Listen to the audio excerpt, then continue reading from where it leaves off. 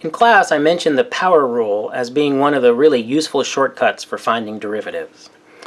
And I stated the power rule, here it is.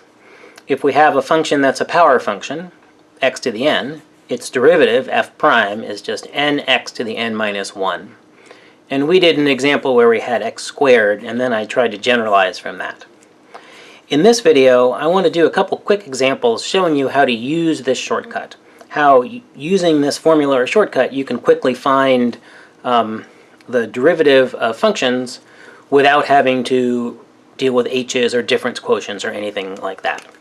So, as our first example, suppose we have f of x is, I don't know, let's say x to the 13. Then the derivative, what the power rule tells me, so this is n is 13. So I'm going to take n and bring it down. And then I subtract 1 from the power upstairs. 13 minus 1 is 12. So this tells me that the derivative of x to the 13 is 13x to the 12.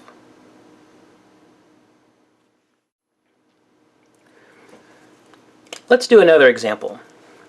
Suppose we have that f of x is, say, x to the 3/2 power. So this is another example. What's the derivative of that? Well, again, we can use the power rule. The only thing that's different now is that instead of an integer n, we have a fraction. But that's not a problem. F prime of x. So n is 3/2.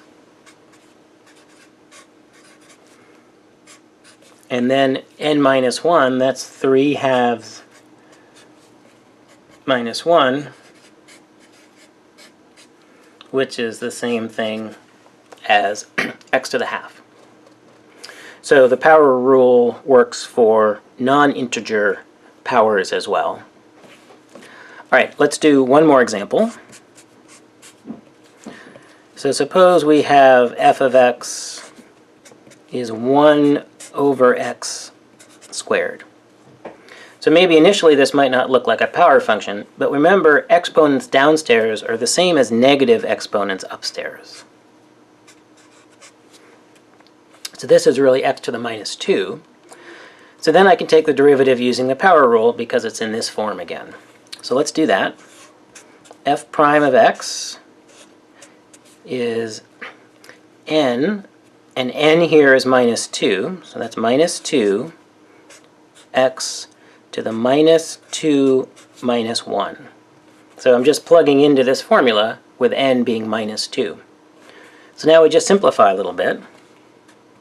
This is minus 2 x to the minus 3, because minus 2 minus 1 is minus 3. And then a negative exponent is can be rewritten like this.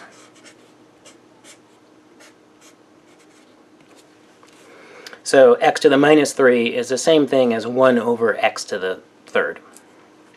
So the power rule, super useful, super flexible, super convenient. It applies to any power function. N can be an integer, it can be a fraction, it could even be an irrational number, it could be a negative number. No big deal. The power law handles all of them. One last point to underscore, and I mentioned this in class as well, the power rule for the derivative, super useful, super quick, you'll use it all the time. Remember, it doesn't really tell you what the derivative is.